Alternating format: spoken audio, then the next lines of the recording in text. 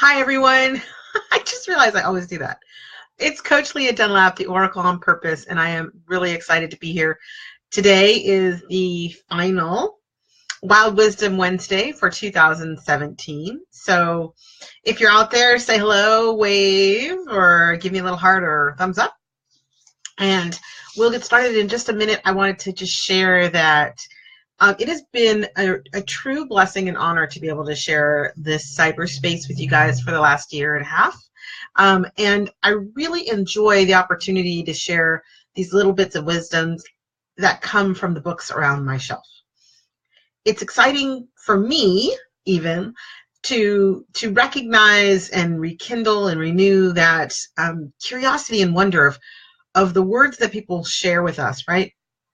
When they put them down in book form and they publish them in the world, and to recognize how many people that they'll never even meet have possibly been affected by their words. So there's this really sacred honor for me to share other writers' words and to look at how those words can inspire us and give us insight, even to the questions we don't know we have. What do I mean by that? Well, have you ever read something and felt like it answered a question that had been kind of in the back of your mind for a while? So I feel like sometimes that's what we get here at Wild Wisdom Wednesday. So what is Wild Wisdom Wednesday? For those of you who are just joining us or haven't seen this for the past 15 months, I take a book from my bookshelf. Today we're looking at Emmanuel's book 3, What is an Angel Doing Here?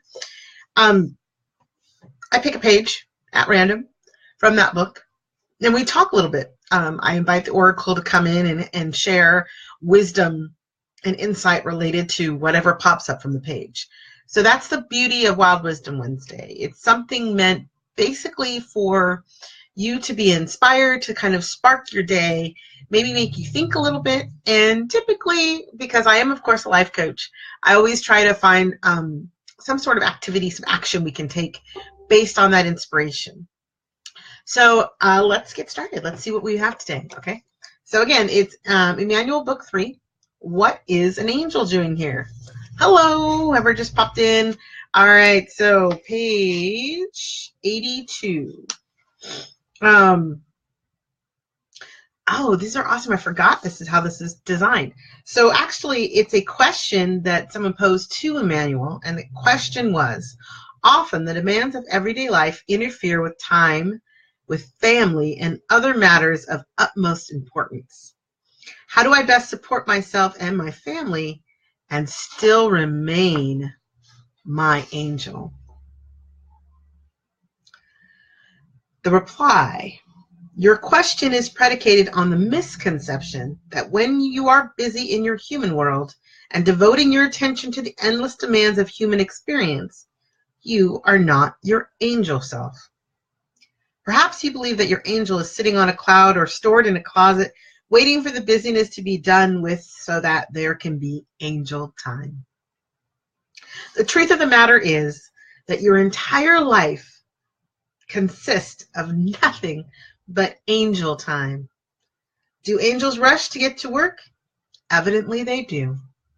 Do angels become profoundly engrossed in the day-to-day discontent, confusion, and problem-solving of their families? Indeed, yes. It is the illusion of separation that spawns the question. The angel is always there, under the most raucous of circumstances, in the center of the most compelling domestic chaos, because the angel is you. Oh, hi, Nedra. Welcome. Thanks for joining us. Oh, my gosh. Okay, so I teased a little bit earlier when I posted on Facebook that I was coming live, because I said the Oracle gets to talk to an old friend. And I recognized that when I purchased this book, and as you can tell, many of my books are very old. I like to buy lots of books throughout my life. But this one in particular was stored in a storage container. I'm very fortunate. I have a an assistant that works here in my home, and a virtual assistant as well.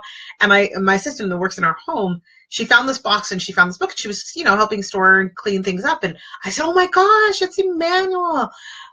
I remember that I bought this book when I kind of started on my metaphysical journey.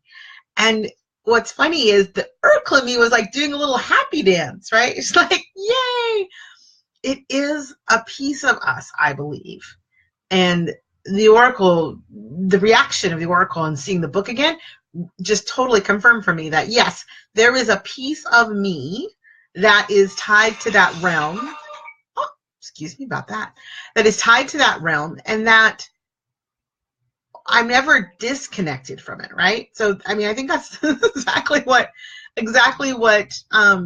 this section was about. That we are not disconnected. There is no place where the ethereal, spiritual, energetic realm exists outside of us, right? And yet it's easy. It's easy in our day-to-day lives to forget that, to think and to act from a place where we think we're separate from. And I would like to say separate from each other as well, right? So we kind of have that first layer of separation just in our own everyday life. And so we play with that role, we play with that idea, that concept, that fallacy, if you will, that there is something between us, that there's only us and then them, whatever them is. And I think that the piece that Emmanuel is speaking to and the answer that he gives is that idea, that concept of separation is the thing that is the burden for us and the challenge. And it doesn't have to be so. And for some people, there is an open channel, like they're an open conduit for that experience of spirit and energy. And I believe, in my experience of late, that I've met a lot more people, many, many more people on the world and standing out in the world, more importantly, who are embracing the concept of the veil being gone, that there is no separation, that there is a symbiotic relationship between our human experience and the spiritual realm, and that once we kind of tune ourselves into that, then things become more balanced, more focused, more purposeful. For me, I know that's the case. And I know that part of what I do with the work that I do with my clients, by using the Oracle and listening to that voice and allowing that voice to speak through me, is creating a renewal of a connection, right? It's not to say that I'm giving them something they don't have. It's something that on that level, my Oracle is speaking to your angel, and your angel is speaking to my Oracle. I have a client that when she sat down in my office, I remember thinking, whoa, this is the crowdest, and I might have said this before, this is the most crowded my office space has ever been. I told her, I said, I felt like there's like 33 souls and spirits in the room with us. And it was palpable how much energetic support she had. And what was interesting and kind of ironically funny was she was there because she wasn't feeling supported. And because I do have such a great response and connection to my own Oracle, I chuckled because she chuckled to the fact that, look at you, you're surrounded by support. And yet you feel so disconnected. And the thing is, it's that misconception that was causing that distraction. It wasn't that they weren't there. It wasn't that she didn't have support and hadn't grown up really surrounded by a lot of energy. And for me, I know that that's part of what, when people ask me, like when I come to the Oracle, did she show up in my life? I'm like, no, she's with me all the time. Like, I am together with the Oracle 24/7. We have an agreement. It's much more concrete than it used to be, but we have an agreement to be mindful right? So if I need quiet, if I need to be focused, if I need time with my family, if I need not to be pulled away from my own energy, then I can request that. But I need to request it. It needs to come from me. And otherwise, there is always a flood, if you will, sometimes, of information that the guidance, the insight, the inspiration, the ideas, sometimes even messages from others coming through in my realm via the oracle, via that voice of my own mind and my own head, my own shoulder, all those things that I say. That's constant. And the beauty of that is when I'm around a person whose angels are trying to speak to them and they're not hearing it, they love to be around me. They're like, yay, we can talk to this person finally. We can get our message across. And so oftentimes I joke that, having lunch with me or having dinner with me isn't just having dinner with me. It's having dinner with me and the oracle and all of your other angels and beings and guides that you have that are trying to talk to you. Because I think when they find a conduit, they're really eager to get their message out. They're really eager to support and help us. There is this place that I truly believe in the universe, we are fully supported. And that is the way, in my mind, in my experience, the universe creates support by going on to that energetic, ethereal level and saying, look, all of these little things that you feel so frustrated or stuck on or maybe even hopeless about, it's okay. It's okay. And in a way, sometimes it feels in my mind, sometimes it feels a bit condescending. And that's probably crazy. Like maybe some other people who are psychic or have those gifts, they may not say that. But to me, I can recognize as a human being that sometimes I feel like the oracle's talking down to me or my client. I'm like, hey, we're just trying to get through the day. We're just trying to work in this physical human plane. And you have this luxury of being above, around, and through all of this and being able to see this laying out in front of you, whereas we're dealing with what's in front of us right now. So I honor that for many people, the concept of someone or some way of knowing all things may even feel like almost overwhelming or impossible. And yet, on a quantum level, energy never disappears, right? Energy is, and it continues to grow.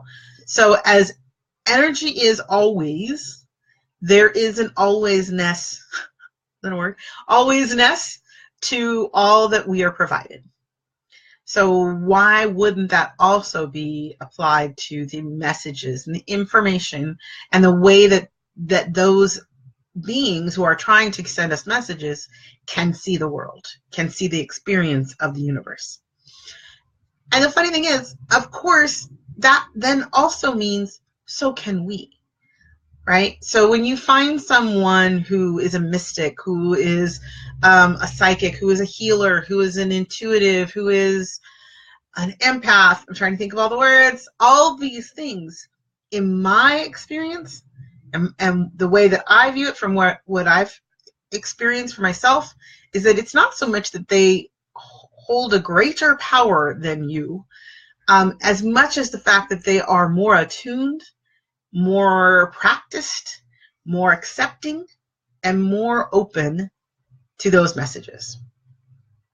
And I like to think that that's my goal, is to stay in a place where I continue to bring in the knowledge that I'm provided and share it with those people who it's most important for at the time. And that is the joy of the work that I get to do. And all of that to say as well, in regards to this reading today, I know so many people in this particular moment in time between 2017 and 2018, in the middle of a year switching over, are definitely feeling the pull. All right. They're definitely going through that whole, perhaps having taken some time off to be with family, but now feeling like because they took time off, they're overburdened by the things they have to catch up on. And all of that is real. It's real for them. And yet, from that kind of expansive place of Emmanuel and the Oracle and all of those beings who are trying so much to help us, it's nothing. It's really nothing. And I know a few of the things that the Oracle has always shown and shared with me that I continue to use, even for myself when I kind of find myself getting frazzled, is that you absolutely can't make a mistake. Let me repeat that. You absolutely cannot make a mistake.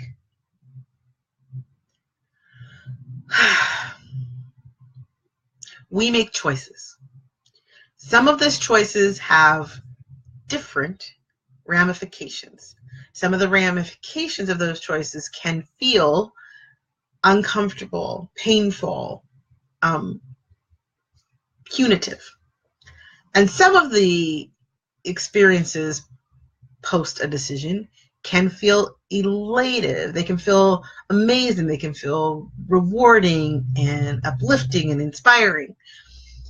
And all of those things from this plane of existence of the Oracle and Emmanuel are just things. They're just experiences. No, there's okay, well, so I was going to say it, so I will. There's no judgment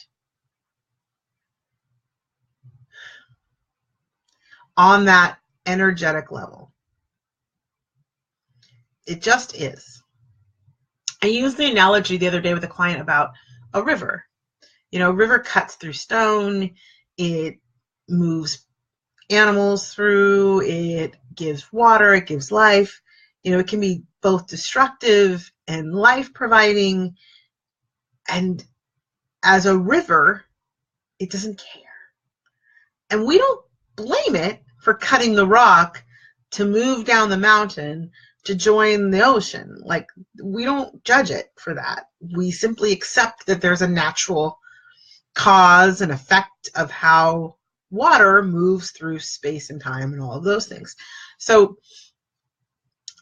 there is a point then when suddenly we are separating ourselves, the little us, the people that we are, from all of life. Somehow humanity got set aside on a shelf or something in our minds. And we are not allowed or accepted as that same level of a natural experience in the world. And yet on the energetic level, as Emmanuel was saying, well, if you are rushed, if you are frustrated or angry and all of these things, then the angel part of you, that energetic, esoteric, spiritual, divine piece of you is also there. That there is no place where you are somewhere that it is not. And so if we can start to look at our lives and say, what is the best choice that I feel and aligned with to make right now? And if we were to listen and take guidance from those inclinations we have, intuition, inspired thoughts, guidance from our leaders, our teachers, our spiritual guides, and use that to make the best decision possible, then that's the best we can do. So it's sweet to me to read this today, because I know, and I've seen it already on Facebook and around, that people often feel, and I'm just going to say it because I happen to be a mom, and moms especially right now who are, heaven forbid, single moms who are dealing with everything, including their children and the holidays and school break and jobs and businesses and all of those things. And a lot of my clients who are probably watching this are moms who are entrepreneurs. It's like, you know, there's a lot of things that feel like they require our attention. And I would hope that the inspiration from this reading today is yes.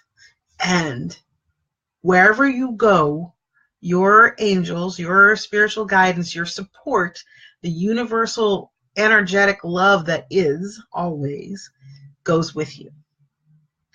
And it is not only, in my opinion, okay, but it is essential to reach out, reach in, connect, and recognize those divine nudges. Because in my experience, those are the things that are going to help make all of those other things simpler, cleaner, clearer, more aligned for who you are and where you want to go. So as we round down the year here, I invite you to listen to that little voice inside your head or in your gut or your heart. Listen to it. Ask better questions. Expect more from that guidance. Expect to be supported, and you will be supported. That's the kicker. But the expectation has to come from you. You have to connect. They're not gone. You are not abandoned. All is well. And everything can be smoother and more aligned when you find a way to connect with those parts of you that are never disconnected from the universe and all that it provides. A great teacher that I'm working with now, Jesse Corin, had said in one of his seminars, and actually I think he's borrowing this from someone else whose name I've completely forgotten. So Jesse, if you hear or see this, we'd love to have you share who originally had this quote. But the concept that he tells his children every night, that we live in a benevolent universe, that the universe is here to support us. And I truly understand and believe that too.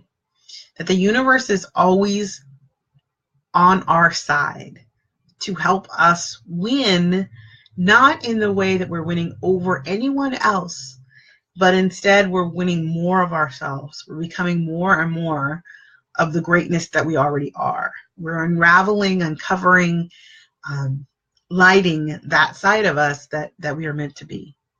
And I always like to say that the universe picked you. There were thousands of opportunities for you not to be here, and yet here you are. So when it comes to the lottery, you've won the greatest lottery there's ever been. You are already a winner. You're already here. And the possibilities for where you can go now are limitless. All right. Well, thank you all for popping in and out. For those of you who stayed, thank you very much. For those of you who are watching the replay, thank you so much for being here again. It's been a wonderful year. I'm excited to continue. Don't worry, these are going to stay. We'll be back at the beginning of the new year with another Wild Wisdom Wednesday. Until then, this is Leah Dunlap, Coach Leah Dunlap, the Oracle on Purpose, signing off. Happy Wild Wisdom Wednesday. We'll see you next year. Bye now.